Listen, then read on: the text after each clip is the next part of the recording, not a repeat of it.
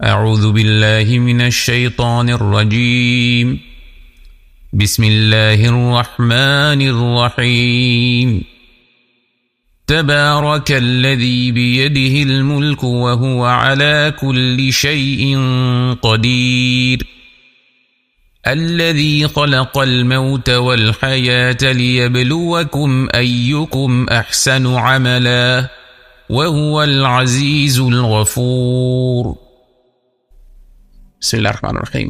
পবিত্র কোরআনের অন্যতম শক্তিশালী ও অন্তর্দৃষ্টিপূর্ণ সূরা হল সূরা মুলক। সূরাটির মূল বিষয়বস্তু হল সৃষ্টি জগতের ওপর আল্লাহ তাআলার ক্ষমতা ও নিয়ন্ত্রণ।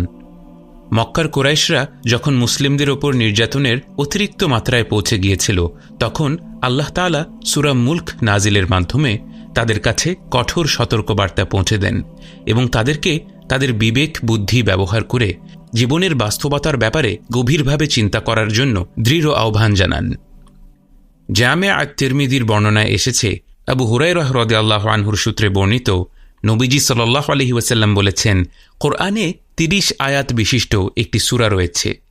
সূরাটি তার পাঠকের জন্য সুপারিশ করবে, শেষ পর্যন্ত তাকে ক্ষমা করে দেওয়া হবে।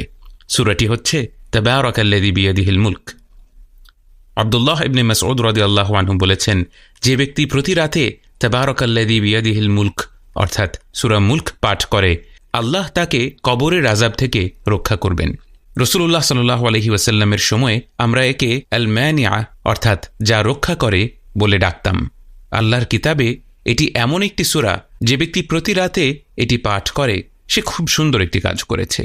যদিও আব্দুল্লাহ ইবনে মাসউদ রাদিয়াল্লাহু আনহুর এই বক্তব্যের অথেন্টিসিটিতে কিছুটা দুর্বলতা রয়েছে বলে মনে করা হয়, কিন্তু এই বর্ণনাটি সমাজে এতটা বিস্তৃত হয়েছে এবং আমল করা হয়েছে যে স্কলারদের মতে প্রতি রাতে সূরা মুলক পাঠ করার মাধ্যমে কবরের আযাব থেকে রক্ষা পাওয়ার ফজিলতের আশা করা যেতে পারে।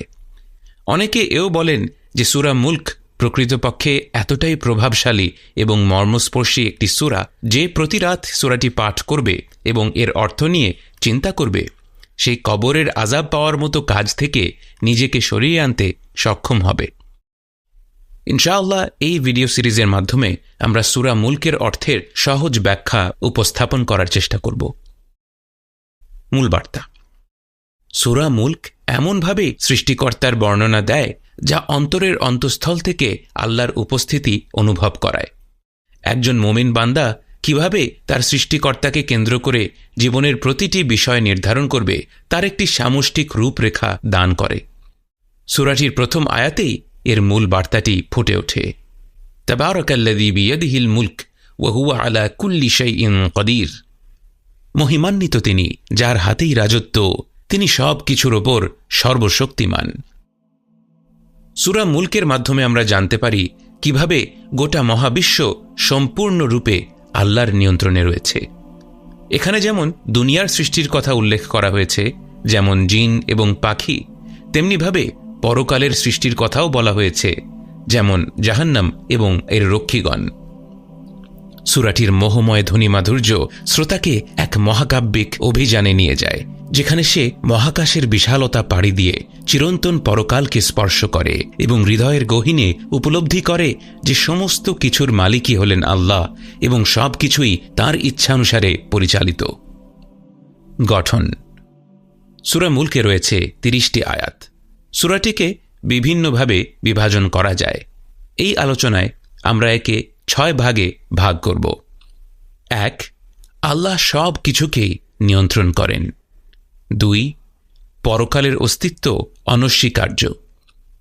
৩. নিজেকে পরিবর্তন না করলে বিপদ অবধারিত। ৪. পরিবর্তনের সময় ফুরিয়ে আসছে। ৫. মানুষ পরকালকে অস্বীকার করে। এবং ৬. মানুষ কোনো কিছুই নিয়ন্ত্রণ করে না। সূরাটিকে এভাবে ভাগ করলে আমরা এর মাঝে একটি প্যাটার্ন লক্ষ্য করি। প্রথম ভাগের মূল মেসেজ, আল্লাহ সব কিছুকে নিয়ন্ত্রণ করেন। আবার শেষ ভাগে এটাই তুলে ধরা হয়েছে যে মানুষ কোনো কিছুই নিয়ন্ত্রণ করে না। আবার দ্বিতীয় ভাগে বলা হয়েছে পরকালের অস্তিত্ব অনস্বীকার্য বা পরকালকে অস্বীকার করার কোনো সুযোগ নেই। আবার শেষ থেকে দ্বিতীয় ভাগে আল্লাহ বলেন মানুষ পরকালকে অস্বীকার করে চলেছে। এবং সূরাটির মধ্যাংশে রয়েছে তৃতীয় এবং চতুর্থ ভাগ, যেখানে বলা হয়েছে নিজেকে পরিবর্তন না করলে বিপদ অবধারিত এবং পরিবর্তনের সময় ফুরিয়ে এসেছে। যখন আমরা সূরাটিকে এই দৃষ্টিভঙ্গি থেকে বোঝার চেষ্টা করি, তখন এর মনোমুগ্ধকর ভাষাশৈলীর পেছনে নিখুঁত যৌক্তিক প্রবাহকে আরও গভীরভাবে অনুধাবন করতে পারি। প্রথম আয়াত। সূরাটির প্রথম আয়াত হল তাবারাকাল্লাযী বিয়াদিহিল মুলক ওয়া হুয়া আলা কুল্লি শাইইন কদির। মহিমান্বিত তিনি, যার হাতেই রাজত্ব, তিনি সব কিছুর ওপর সর্বশক্তিমান। তাবারাকা শব্দটি বারাকা বা বরকত শব্দের মূল থেকে এসেছে, যা এমন কিছুকে ইঙ্গিত করে যার মাঝে প্রত্যাশার চেয়েও বেশি কল্যাণ রয়েছে। আল্লাহকে তাবারাকা শব্দ দিয়ে বর্ণনা করার মাধ্যমে বোঝানো হয় যে তিনি সকল বরকত ও কল্যাণের উৎস।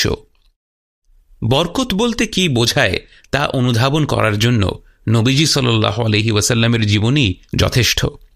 স্কটিশ ঐতিহাসিক থমাস কার্লাইলের কথায়, কিভাবে একজন মানুষ মাত্র কয়েক দশকেরও কম সময়ে নিজেদের মাঝে যুদ্ধরত কিছু গোত্র আর কিছু বেদুইনদেরকে একত্রিত করে সবচেয়ে শক্তিশালী ও সভ্য জাতিতে পরিণত করতে পারলেন, এটা সত্যিই এক রহস্য। তো তাবারাকা হলেন তিনি, যিনি সকল বরকতের উৎস এবং তার মাধ্যমেই সমস্ত কিছু বরকতের ছিটে ফোঁটা পায়। তাবারাকা এমন একটি শব্দ যা শুধুমাত্র আল্লাহ তাআলার জন্যই প্রযোজ্য, কারণ সৃষ্টি জগতে অগণিত বস্তুর মাঝে বরকত থাকলেও আল্লাহ ব্যতীত কোনো কিছুই বরকতের উৎস নয়। তাই একমাত্র আল্লাহ তাআলার ক্ষেত্রেই আমরা তাবারাকা শব্দটি ব্যবহার করি।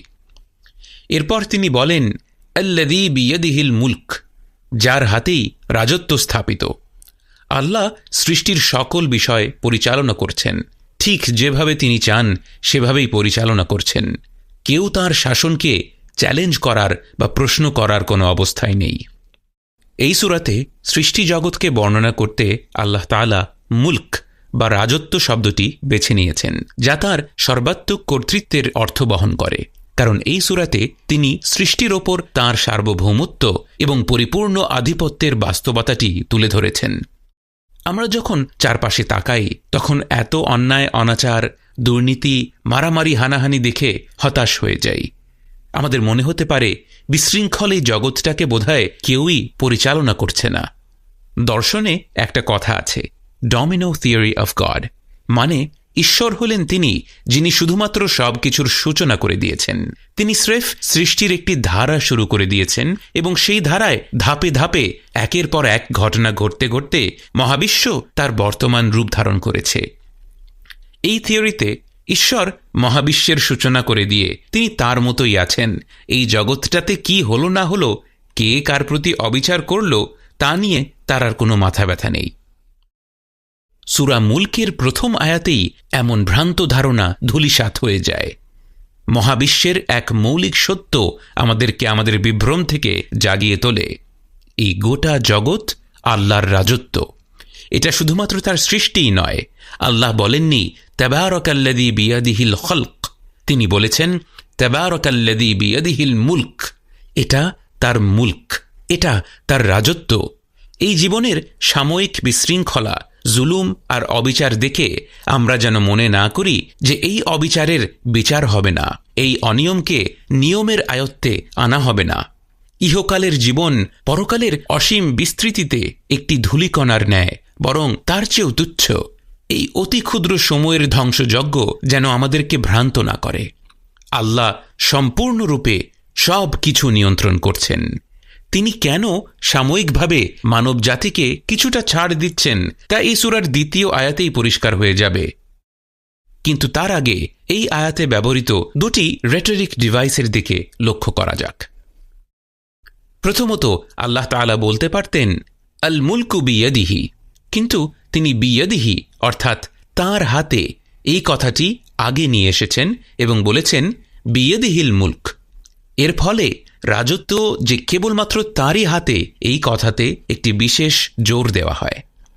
দ্বিতীয়ত, ইয়াদ অর্থাৎ হাত শব্দটির ব্যবহার আল্লাহ আজ্জা ওয়া জাল্লার চূড়ান্ত নিয়ন্ত্রণের অর্থকে আরও শক্তিশালী করে তোলে। বাংলায়ও আমরা যখন বলি কোনো কিছু এখন অমুকের হাতে। এটি রূপকভাবে ব্যবহৃত হয় এটা বোঝানোর জন্য যে কোনো কিছু সম্পূর্ণভাবে কারো উপর নির্ভরশীল। ঠিক তেমনি যখন আল্লাহ বলেন যে সৃষ্টির সব কিছু মিলে যে রাজত্ব বা মুল্ক, সেই মুল্ক তার হাতে রয়েছে, এটা তার চূড়ান্ত কর্তৃত্বকে আরও দৃঢ়ভাবে তুলে ধরে। আয়াতটি পবিত্র কোরআনে বহুল ব্যবহৃত একটি বাণী দিয়ে শেষ হয়, ওয়াহুয়া আলা কুল্লি শাইইন কদির, আর তিনি সব কিছুর ওপর সর্বশক্তিমান। এটি আগের বাণী আল্লাযী বিয়াদিহিল মুলক বা যার হাতেই মুলক, এই কথাটির অর্থকে আরও বিস্তৃত করে, কারণ এটি বোঝায় যে আল্লাহ শুধু আমাদের এই মহাবিশ্বের সব কিছুই নিয়ন্ত্রণ করেন না, বরং এই মুলক বলতে আমরা যা কিছু কল্পনা করতে পারি তা ছাড়াও অস্তিত্ব ও সম্ভাবনার জগতে যা কিছু আছে বা থাকতে পারে সব কিছুর ওপরেই তাঁর অধিপত্য রয়েছে। আরেকভাবে বললে, এমন কোনো কিছুই নেই এবং কোনো কিছু থাকতেও পারে না যা আল্লাহর নিয়ন্ত্রণের বাইরে। সুবহানাল্লাহ! মাত্র 9টি শব্দে মহাজগতের মালিক স্বীয় ক্ষমতা ও মহিমাকে এমন জোরালোভাবে উপস্থাপন করেছেন যে মুমিনদের হৃদয় কেঁপে উঠতে বাধ্য। এমন বাণী কি স্বয়ং আল্লাহ আযজা ওয়া জাল্লা ছাড়া আর কারো হতে পারে? যখন আমরা তাঁর কর্তৃত্বের মহিমায় বিস্ময়ে আচ্ছন্ন হয়ে যাই, তখন আমরা এই সান্ত্বনায় আশ্রয় খুঁজে পাই যে আল্লাহ তাআলা তাঁর বাণী তাবারাকা শব্দটি দিয়ে শুরু করেছেন। আল্লাহ তাআলা খুব সহজেই বলতে পারতেন, আল মুলকু বিয়াদিল্লাযী তাবারাক, রাজত্ব তাঁরই হাতে যিনি তাবারাক। কিন্তু আল্লাহ রব্বুল আলামিনের রহমতের কি অপরূপ নিদর্শন! যখন তিনি তার চূড়ান্ত ক্ষমতার কথা বলছেন, তখনও তিনি তার কল্যাণ বা বরকতের গুণ দিয়েই তাঁর বক্তব্য আরম্ভ করেছেন। দুনিয়ার জীবন আমাদেরকে শেখায় অতিরিক্ত ক্ষমতা প্রায়শই নিষ্ঠুরতা ও অত্যাচারের দিকে মোড় নেয়। মানব ইতিহাস জুড়ে যে সকল শাসকের হাতেই অতিরিক্ত ক্ষমতা চলে এসেছিল, তাদের অধিকাংশই নিষ্ঠুরতার পরিচয় দিয়েছে। মানুষ দুর্বল এক সৃষ্টি যে তার লালসা দ্বারা প্রভাবিত, তাই সে প্রচণ্ড ক্ষমতার স্বাদ পেয়ে গেলে খুব সহজেই তার নৈতিকতা ধ্বংস হয়ে যায়। অন্যদিকে সৃষ্টিকর্তার ক্ষমতার সাথে কোনো কিছুরই তুলনা হয় না। এতে অন্যায় বা নিষ্ঠুরতার কোনো স্থান নেই। তিনি তো তাবারক, যিনি মঙ্গল ও বরকতের উৎকৃষ্ট নিদর্শন। সুতরাং মুমিনদের মন এটা উপলব্ধি করে প্রশান্ত হয়ে যায় যে এমন এক কল্যাণ ও বরকতের উৎসই তাঁর রব এবং তাঁরই হাতে এই মহাজগতের কর্তৃত্ব, যিনি সব কিছুর ওপর কদির।